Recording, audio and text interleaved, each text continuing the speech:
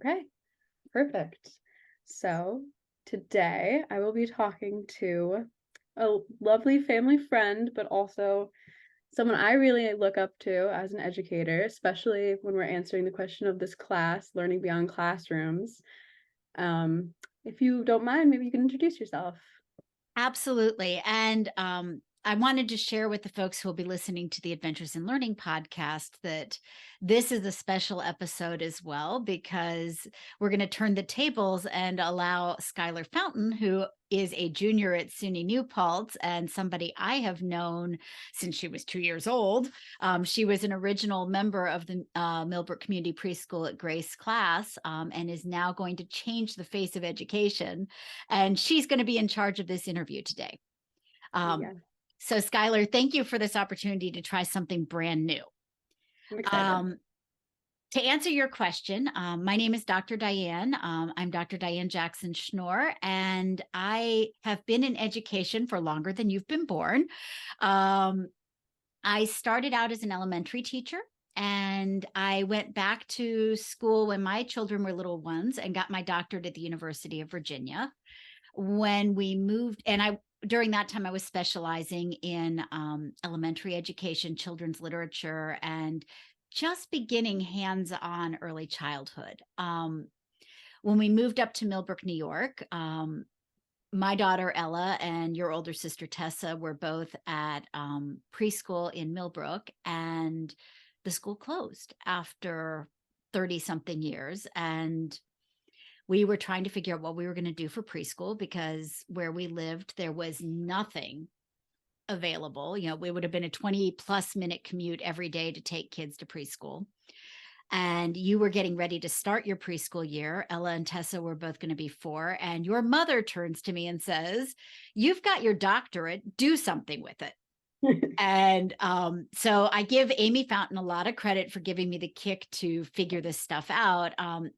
Doug Fisher, who was the priest at Grace Episcopal Church, he let us use the space in Grace. We started out being able to use it rent free. And as we became successful and established, then we worked out a rental agreement for the space. But they were so generous in giving us the space. We were able to hire teachers from Cardinal Hayes to bring in, and eventually able to expand and hire additional teachers as well. And that preschool, even though I'm no longer with it, is still running. 17 years later or something ridiculous like that. When we left the Millbrook area 10 years ago, I was teaching for UVA, doing adjunct work with children's literature.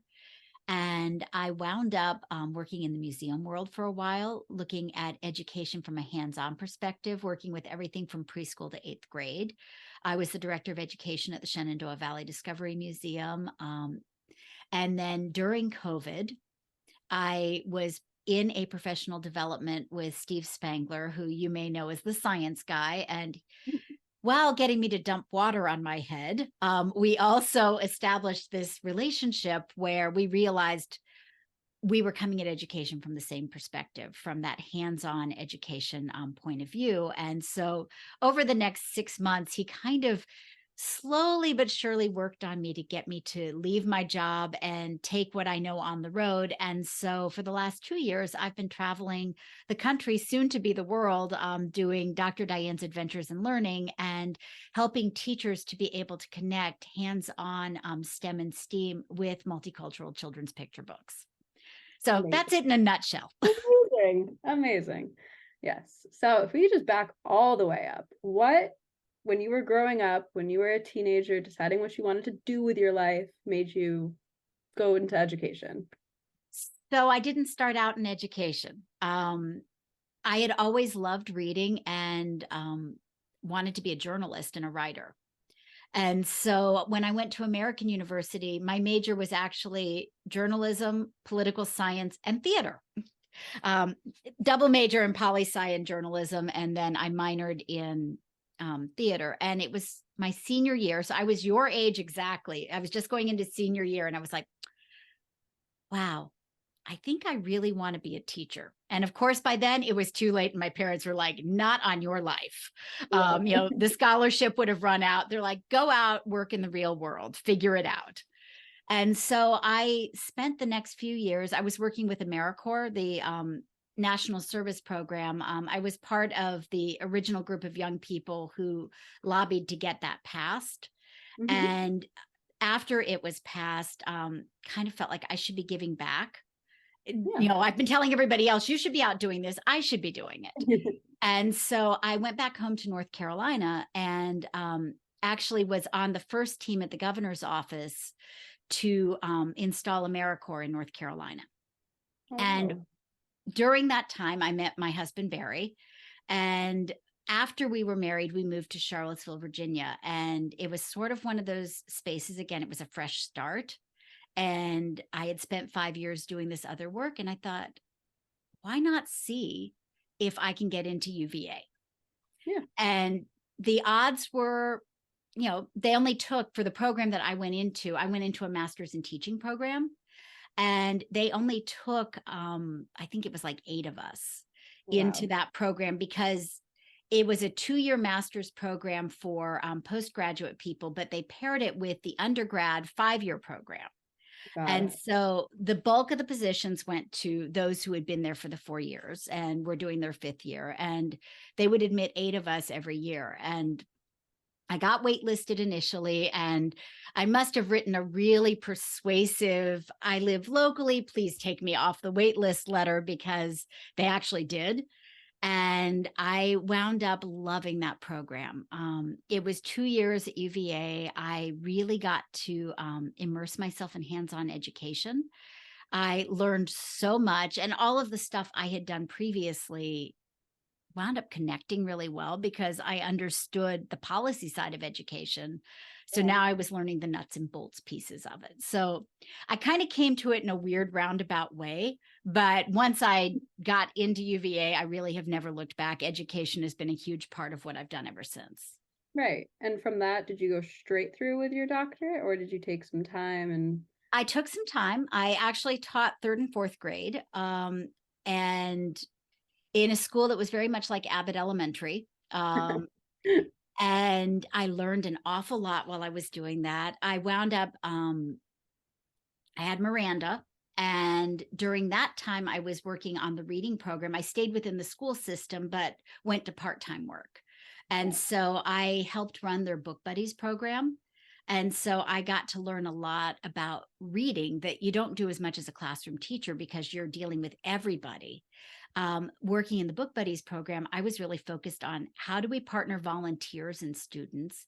How do we make sure that each child has a recipe that's really written for them? And how do we chart their progress? So I learned a lot during that. And then it was, Miranda must have been 2-ish. And that's when my advisor from my master's program says, girl, you should be back in school getting your doctorate. Yeah. And I'm like, Laura, seriously? I have a small child. And she goes, oh, you can handle this. And so I went back to school. They were so gracious in making it work for me. I was her TA.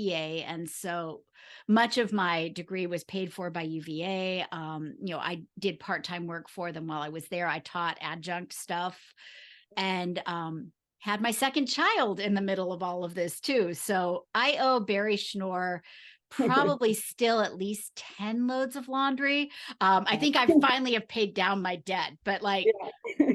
through all of that time, he was taking the kids out camping. He would do this thing called the Grateful Dads and get together with these other dads, and they would go camping while I'm working on writing my dissertation. Oh. So there was a lot of red wine and a lot of Right. laundry that was involved in this. Multitasking. But and at the time, I didn't even know what I was going to do with this doctorate. And Laura was like, oh, you'll figure it out.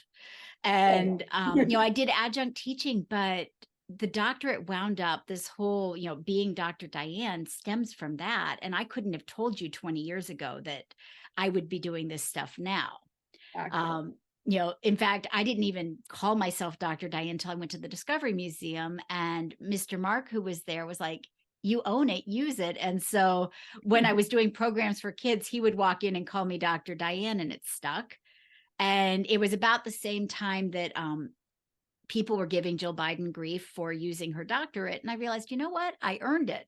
It's okay to use the title.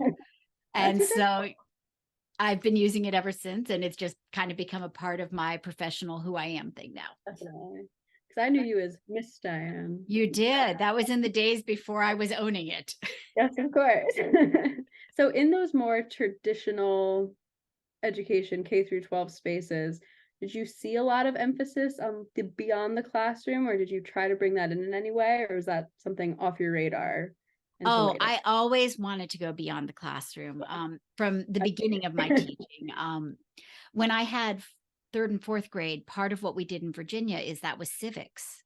Yeah. And that's when they're learning, how a bill becomes a law. They were learning stuff about the government. So we brought in this young man who had just been elected to our state legislature, um, young African American man, and he came in and he ran a simulation for my kids on how a bill became a law. So brought in a role model as well as a hands-on thing. When we were studying ancient Greece and Rome, we actually created a Greek marketplace that the kids were inviting other members of the school to do. So back then, I didn't necessarily know that's what I was doing, but it was always important to me to bring in the community. You got it in a more structured form Right. through the preschool because living where we did, we had this beautiful village of people who were engaged and wanted to be a part of what we did. And so there were things like bringing the fire department. We would either walk down to them or they would come and join us. And that was part of community. And so we would have them come in. We would, bring in Mr. Flanagan. We would go down to the hardware store and learn about the hardware store. Your dad was at the bank. And so we'd trick or treat through the bank. We, Merritt Bookstore at the time, it was owned by Scott Myers. And we would go down probably once a month. He'd bring in an author or he would read to you guys, and we would connect in the bookstore. We connected in the dentist. In February, we would go down and they would do a puppet show for you guys and let everybody sit in the chair so they wouldn't be afraid. And one of the things we tried to do with that was then connect it back. And so one of my favorite projects we ever did was building a recycled community where we used recycled materials and you guys designed your own village. And so there was, the firehouse and there were the various churches in town and the schools. And you guys got to decide based on what we had learned, what went in each of these things. And so there was ownership for it. And there was that hands-on connection. The other thing that was my very favorite, bringing the community in and going outside, was the zoo. Um, Living where we did, we were so fortunate to have the only prep school with a zoo and or the only zoo with a prep school. It really depends on who you talk to. But the Millbrook Zoo was, Yeah.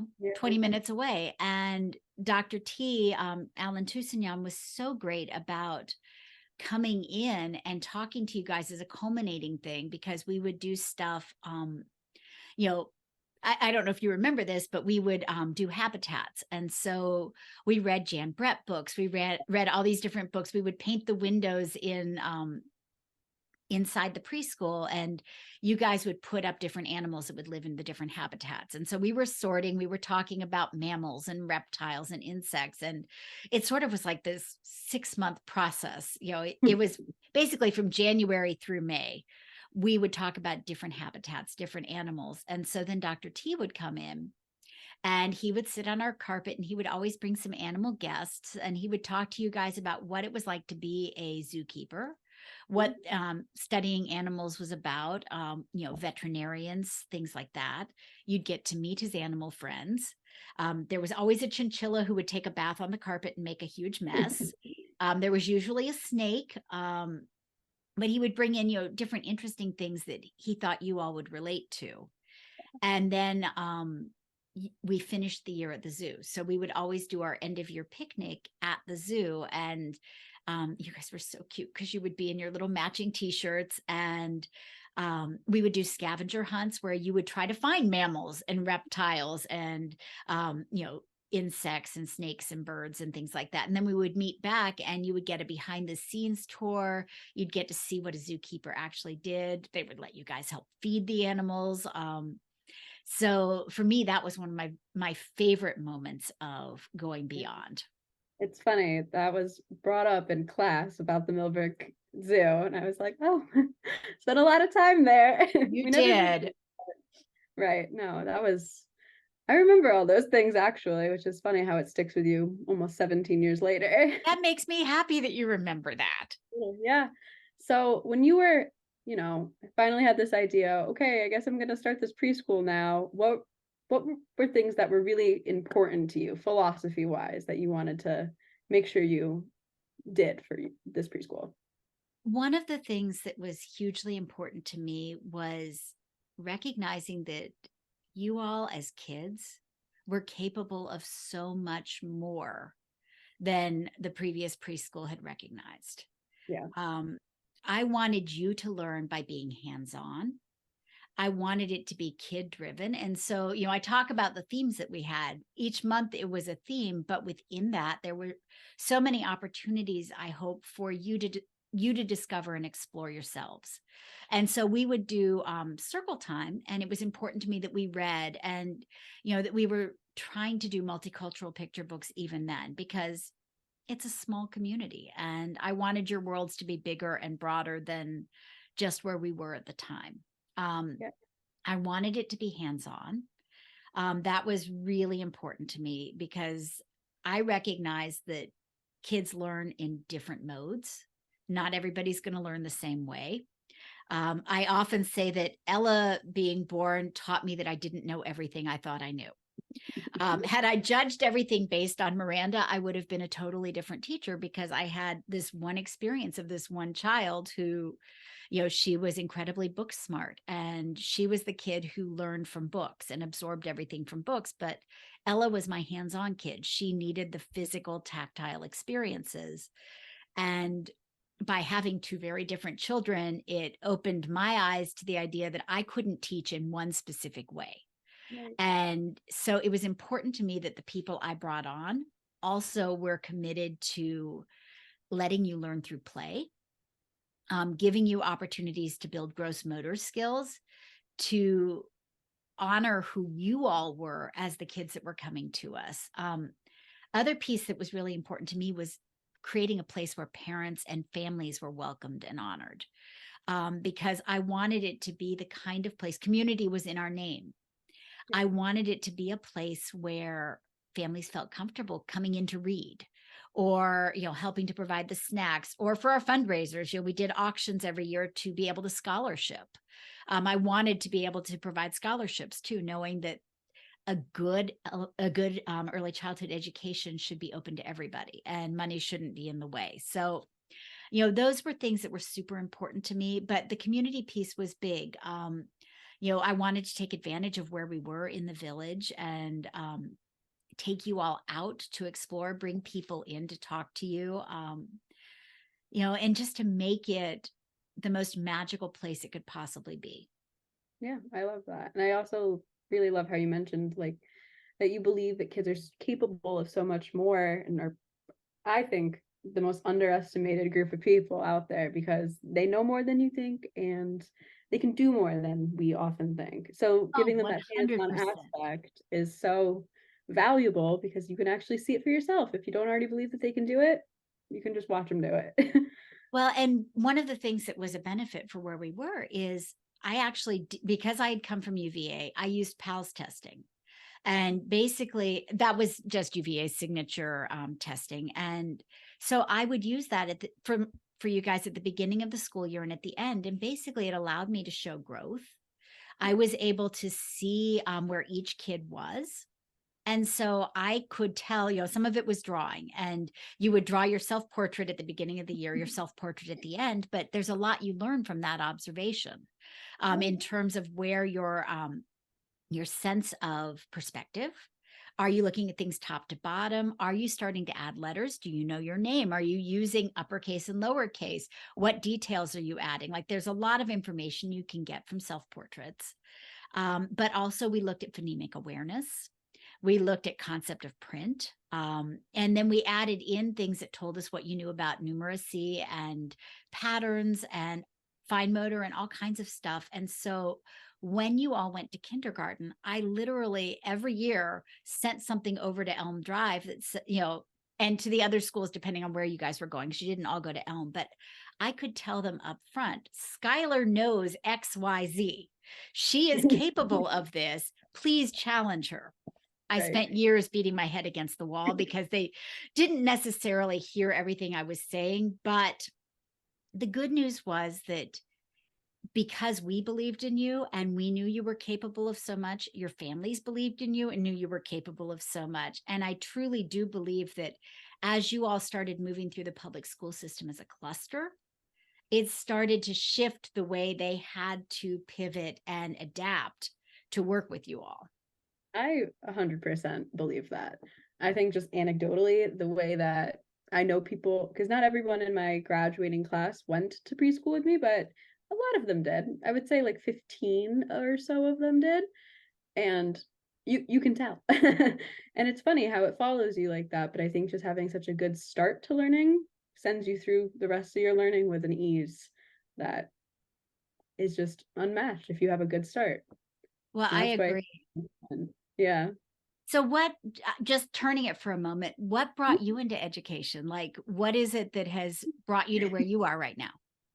Well, it helps that my mom is a kindergarten teacher. So it's always been around me and it's always been like a known career choice. And like, that's mom's job. That's a big real career because a lot of people have problems with that, which I didn't realize.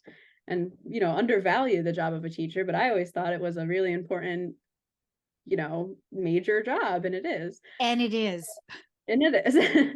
So that brought me towards it. But kind of like you, a little bit earlier on, it was a pivot because I was originally going to go into communication disorders, speech language pathology line of things, which I liked in the way that it was kind of education adjacent. But by the end of it, I kind of realized more what that whole career entailed, which had a lot of things like swallowing and, oral rehab, chewing. Not my thing. I can't swallow pills. Like, I'm not going to be able to help people with that. Understand. So then I was just like, I've always wanted to work in a school as a speech teacher. We can just skip all that other stuff and be a teacher. And then I started subbing when I switched my major. And that just kind of confirmed to me, like, oh, yes, this is good. This is right. This is a fit. And been full steam ahead ever since. And I am so excited because the world needs your energy and needs more compassionate and I think funny and fierce and smart teachers out there. So I am thrilled that you're entering the teaching profession. Thank And you. frankly, you were always a teacher, even when you were 3 and 4. I still can remember you. You would always have a little group of people, and you were the mayor of the preschool. Like you were definitely a leader even then. And the kids would follow you, and you would sort of help direct the play. But you also would sit down with the kid who didn't get it, and you didn't make people feel stupid. You actually were so good about, well, this is what I think, and for a 4-year-old, that's a rare quality. So I'm glad you're bringing that into the educational world. I thank you. And I have to say, another kind of nice accident of this whole path that's led me to where I am is that while I was communication disorders, with the idea of working in a school, I declared my minor in what New Paltz has, social justice educational studies, not knowing Awesome. much about it, knowing but that was the education minor I could do to kind of head in that direction.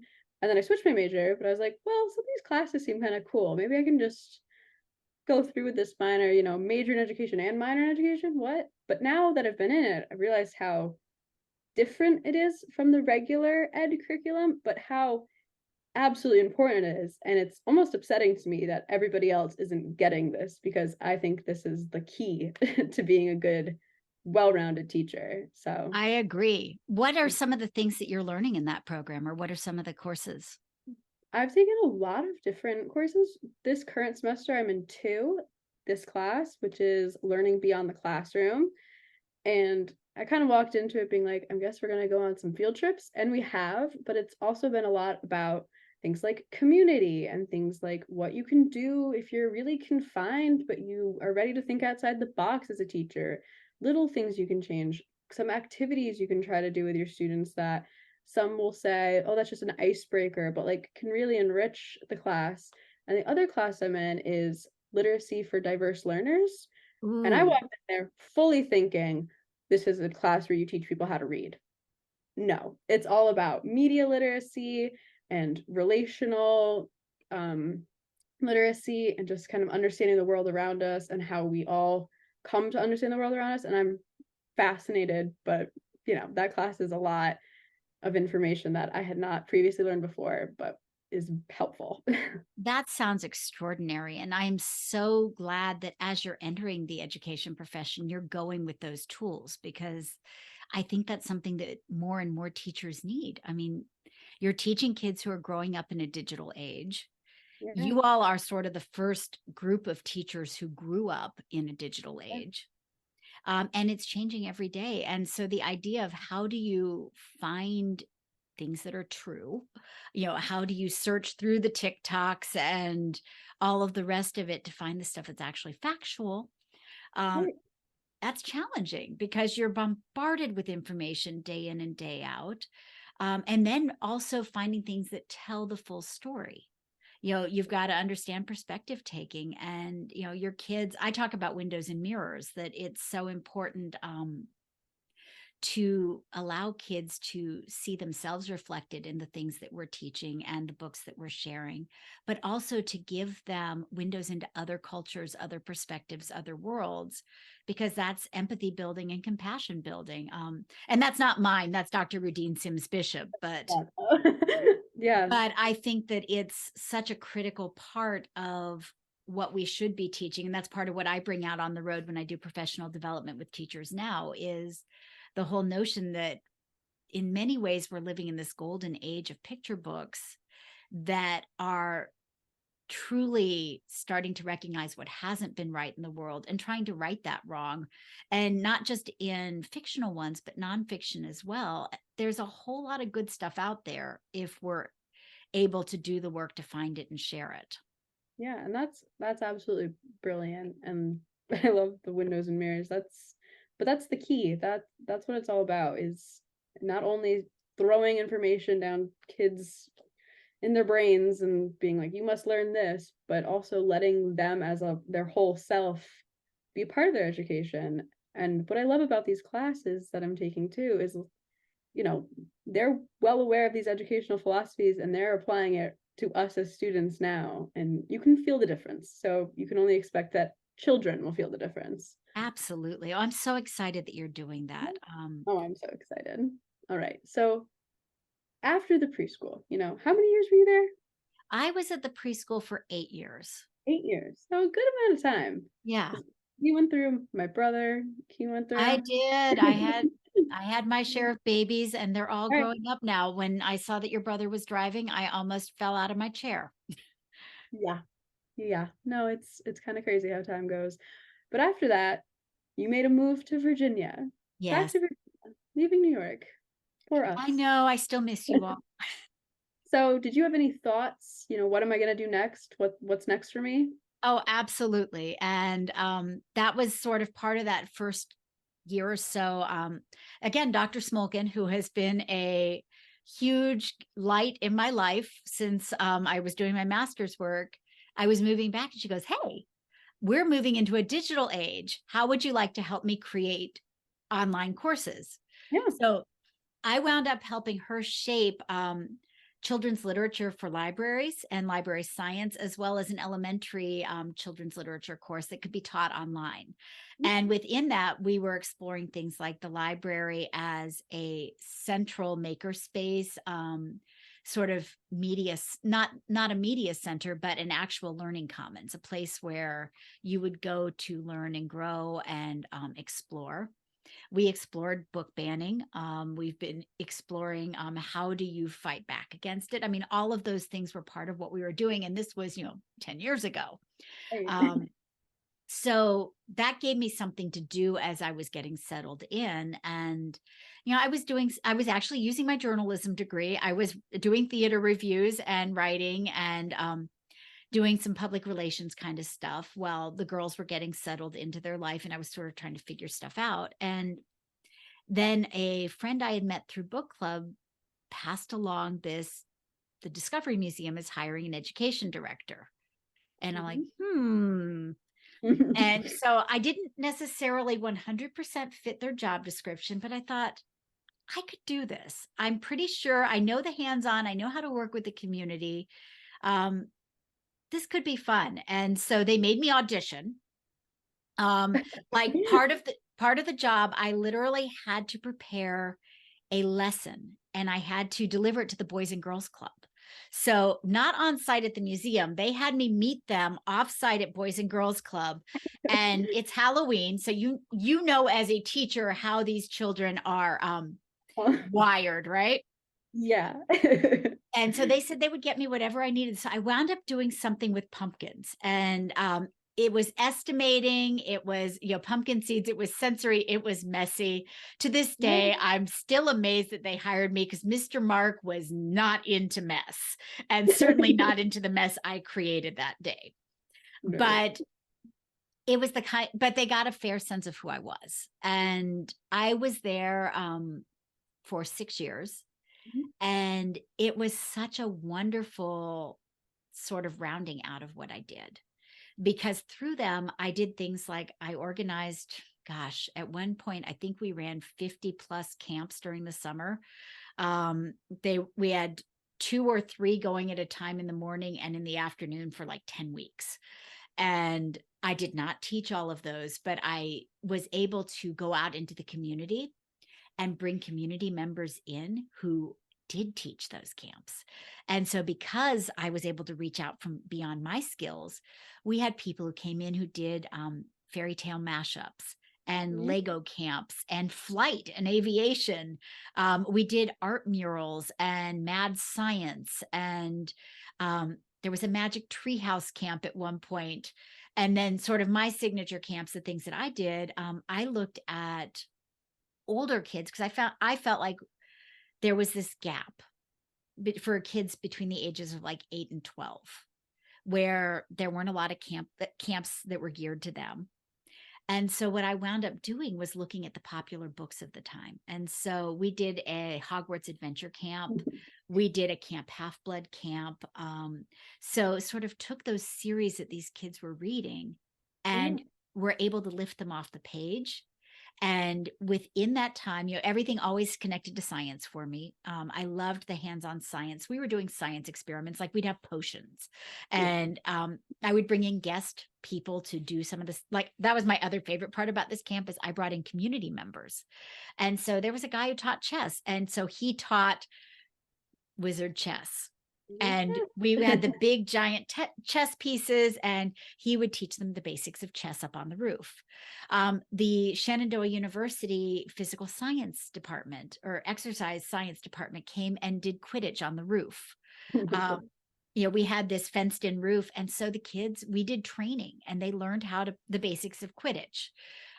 We had the Blue Ridge Wildlife, which was kind of like the Millbrook Zoo, and they would come in and do care of magical creatures and do an animal story. So I'm trying to sort of connect what we were doing in the camp to these opportunities to bring in community members and to build these connections. Our librarian would come in and she would be the librarian from Harry Potter, and she would introduce them to stories while putting on a character. So, I learned stuff like that, but I also learned showtime. And it was something that had been important to me when I taught you guys. I remember always reading aloud with trying to do it with flair and, doing the voices and things like that. And anyone who's ever tried to keep the attention of 4-year-olds during snack time knows that it's showtime. You've got to be willing to be goofy to keep your attention. Same thing for circle time. And so the museum kind of helped me to really focus in on that quality, because we would have kids coming into us.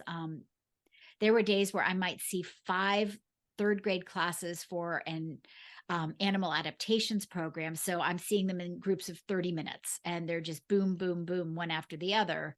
I don't have time to get to know them as individuals. So I've got to figure out how to assess them as a group pretty quickly, and then how to have jokes that I know are going to land, be able to pivot when those jokes don't land, because each group is different, Yeah. and then be able to set it up so that I can lay out the basics and then they get to do the hands-on piece, which is so important. And then I've got to clean up the room, and I might be doing 4 programs for kindergartners that afternoon on the 5 senses. So, it required flexibility. It required being able to think outside the box Yeah. and to build connections that you wouldn't necessarily think are there at first sight, but you're like, oh, yeah, of course we can connect this to this. And that'll make it different than what they're doing in the classroom. Awesome. So what would you say at the museum for like the demographics who you saw in the day to day? Who are those students and children? Preschool through 5th grade, typically, Okay. in terms of our education program. And then lots and lots of families that would come from all over our tri-state area, which was Virginia, Maryland, and West Virginia. But then, of course, people come to visit. We're off of I-81, so you'd get people traveling north, south, on there who are coming in for the day, people who have relatives with their kids who are visiting. So that was sort of a separate demographic. But in terms of the programs that we dealt with, we had a lot of Title I schools that we worked with. We typically, it was, I would say, preschool through 4th or 5th grade was about the cutoff. And then we also took the museum out on the road. And so with my colleague Jen, we created something called Steam Nights, and we would go out with 12 big buckets of stations, take them to schools. They would have people like their National Honor Society who would show up as volunteers. We'd set up the 12 stations, they would run them, and we would make sure that families and kids were able to interact. And again, connecting the hands-on with a book, and being able to create something that was intergenerational so that the child is bringing their parents or their grandparents, their aunt, uncle, whoever they have, and having a good time and engaging and getting a little bit of science out of it as well. Yeah, absolutely. What was like one memory from your time at the museum that just absolutely stands out? Is like, that was awesome. I'm so glad I did that. What a cool experience. Oh, wow. There were so many of them. But I think actually one of my favorite memories was during COVID. And we went back, we actually committed to running summer camps the summer of COVID. We had been shut down for 3 months, and people were like, oh, we can't do this. Because again, remember, this is before the vaccines were there. Everybody's masked, and they're like, you're never going to get preschool kids to keep a mask on and be able to do this. And I said, my money's on the kids. I think we can do this. Right. And, we had to practice social distancing. We were absolutely rigorous about the cleaning. We were not doing 3 camps a day. At that point we had to spread it out and we had to think outside the box. And so we took over part of the 3rd floor for one camp, and then we used the classroom for the other. And so we were able to do 2 camps in the morning, 2 in the afternoon, and no more than like 12 kids in a camp, because you had to keep them spaced 6 feet. And there was so much planning that went into that. And I wound up doing more of the preschool level stuff, like preschool K1 during that time. But we did this magical, it was sort of a fairy tale camp. And these kids came in and they were glowing. Like, they were so excited to be there. They were so excited for anything we did. They were great when we went outside, because we did a lot of outdoor time during this camp. But just that sense of wonder and normalcy. Right. Like, it felt, even though we were all in masks, even though, it wasn't I can hug the kids the way I used to, I couldn't do any of that, but I could teach, and Yeah. I could make it hands-on. I had to think it through because I'm real big on collaborative work, and that was not permitted during that summer. Yeah. And so it was finding new ways to be able to collaborate while having your own thing to do.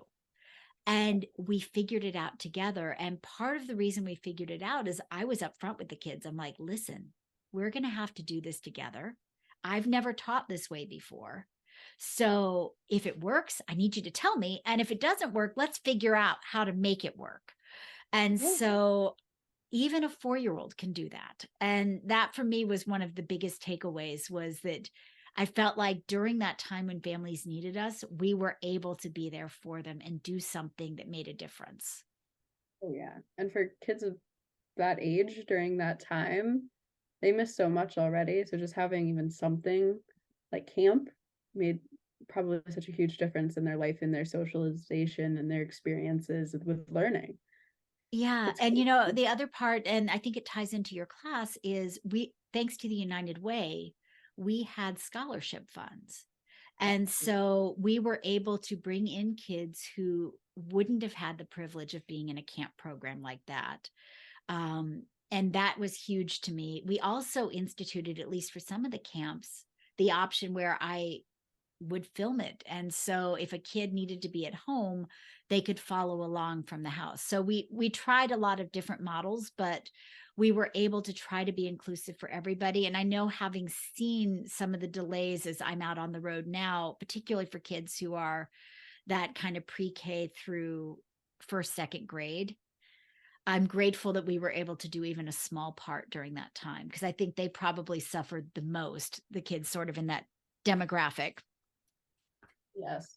And it is kind of interesting when you think about learning beyond classrooms, how just, what, 2, 3 years ago, we were all just forcibly shoved out of classrooms, but learning was still expected to go on. And I think certain educators who had an idea of how to make this work could, but others, I mean, it burned them out. They couldn't do it. They didn't understand because it was so different from what they were traditionally doing. And that's where I I think it's really agree. important to adapt and continue learning as a teacher as we move into digital ages, and who knows what else is to come. But Well, and it I is, noticed that even with sort of some of the folks that I work with in the professional development world, you could see who was able to pivot and adapt and who couldn't. So, folks like Steve Spangler, he started making things available on video, and was doing professional development via video, and he did stuff for kids too, where he would do science camps like that.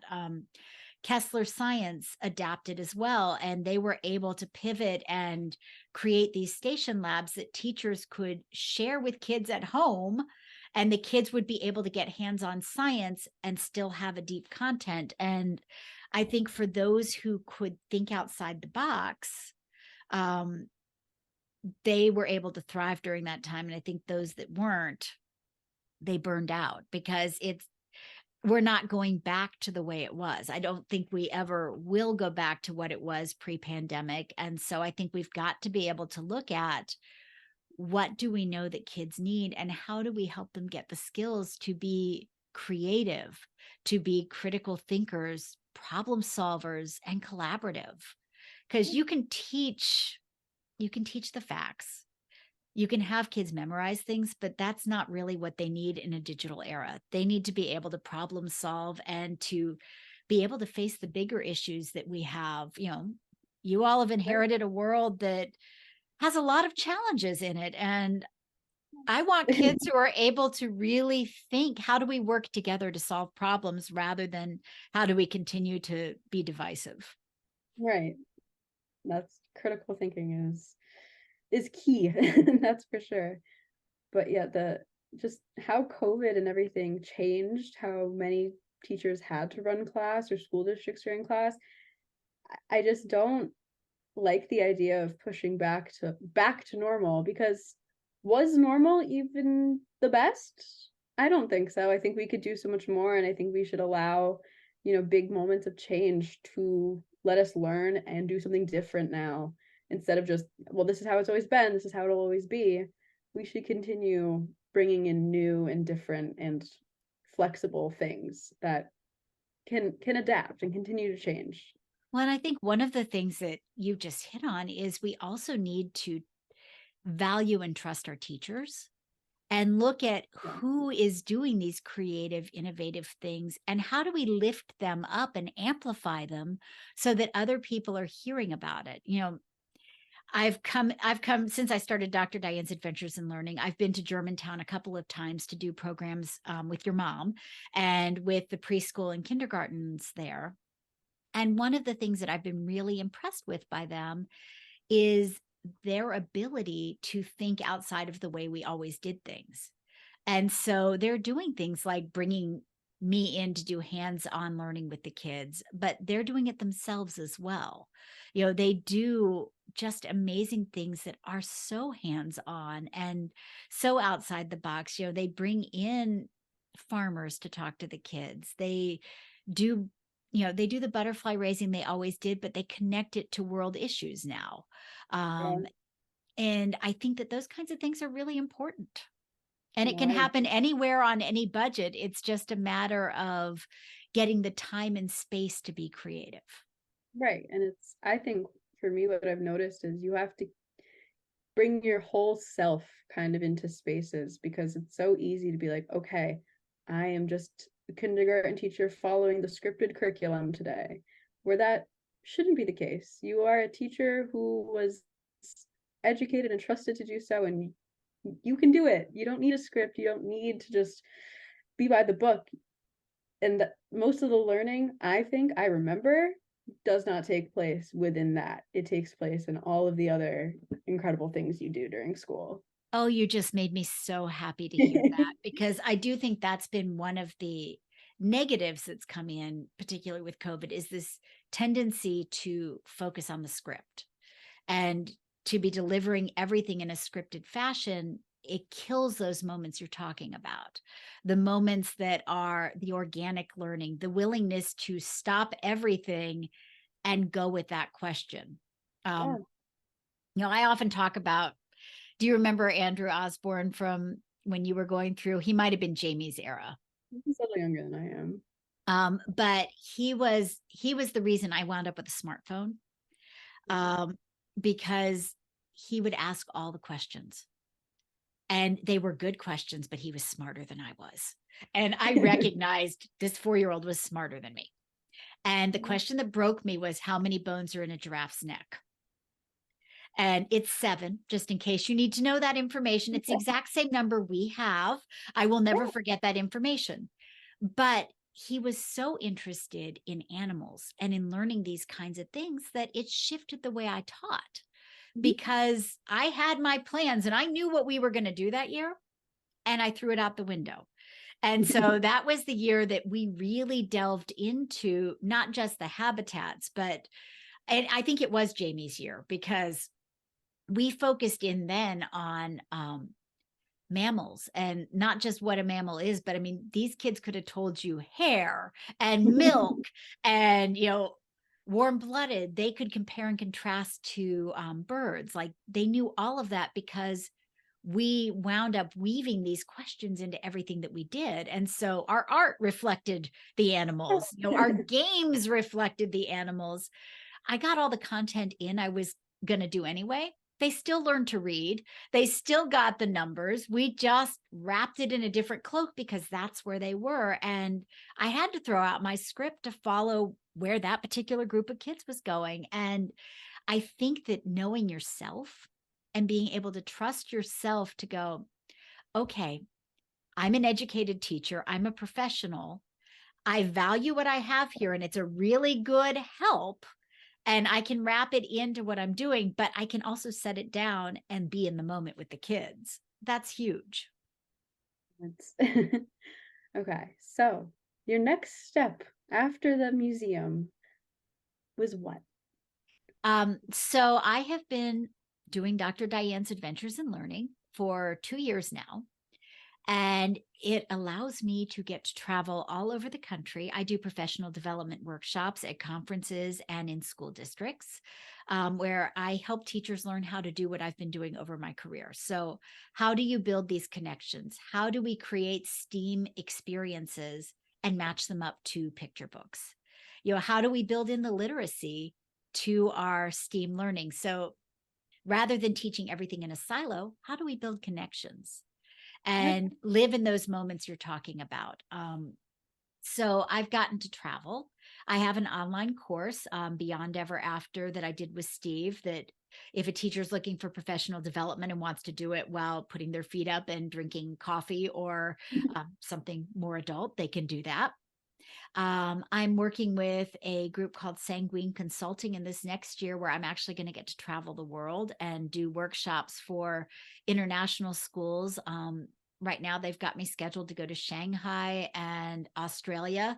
And I'm so excited because I get to teach and travel, which is really cool. Um, so using those skills of being able to deliver material both in person and online. And I am still doing work where I'm doing curriculum development and stuff with kids as well.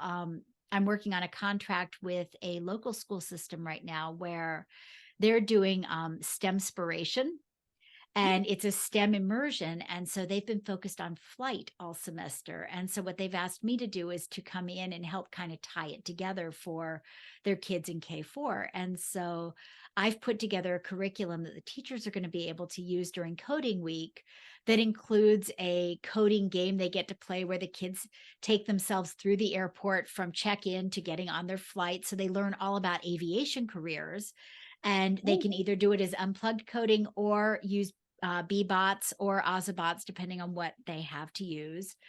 There are interviews with various people who work in the aviation industry.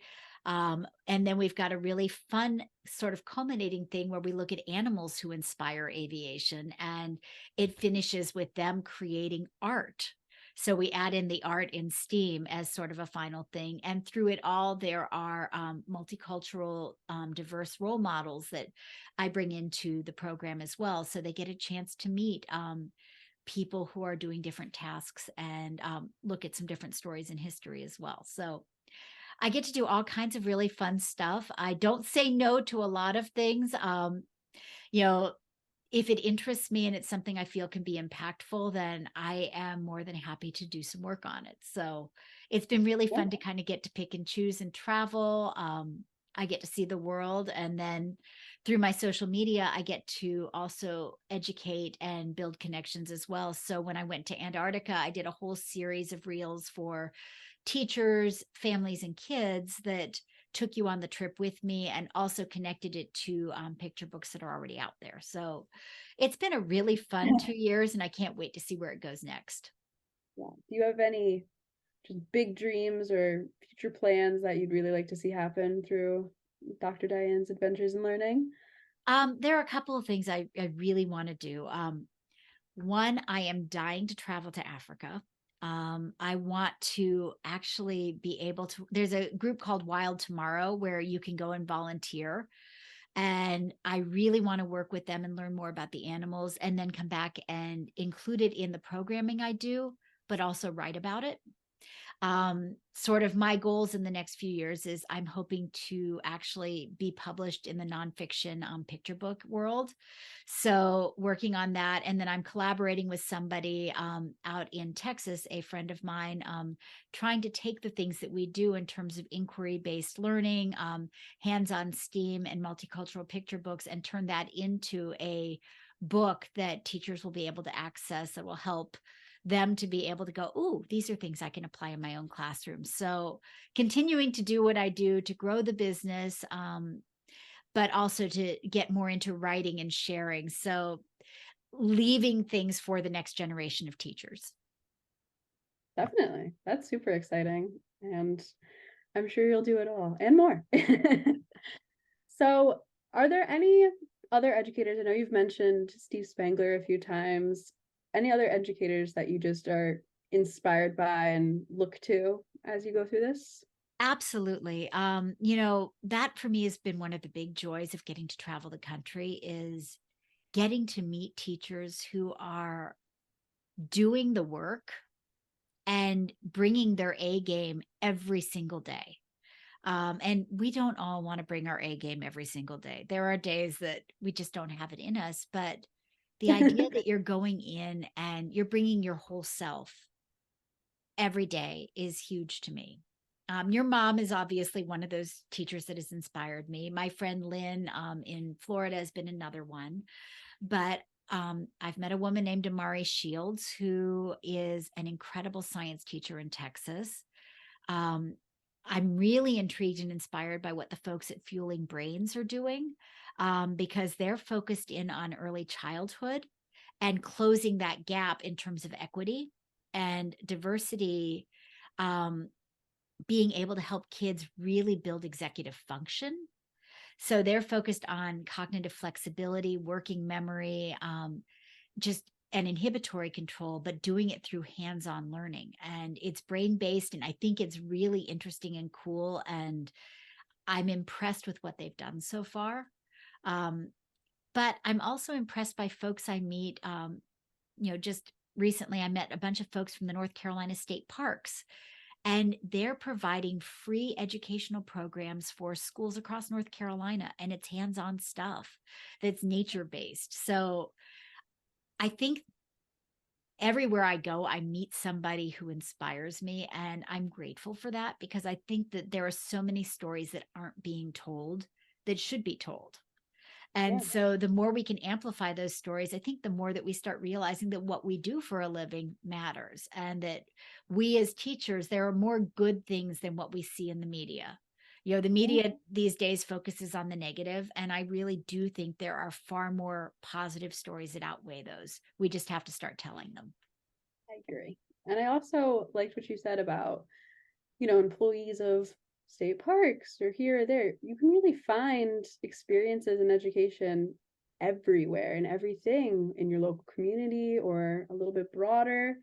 It's there. It's just we have to remind ourselves that it's there. And then, as either educators or even just if you're going to be a parent, be dedicated to showing your children all of these things that exist in the world that are free for the taking if we just provide it for them. Absolutely. And it can be overwhelming because there is so much stuff out there. But start with a simple Google search, and you'll Yeah. be amazed at what you'll find. Right. I mean, hey, that's one thing that technology has definitely helped with. We can much easier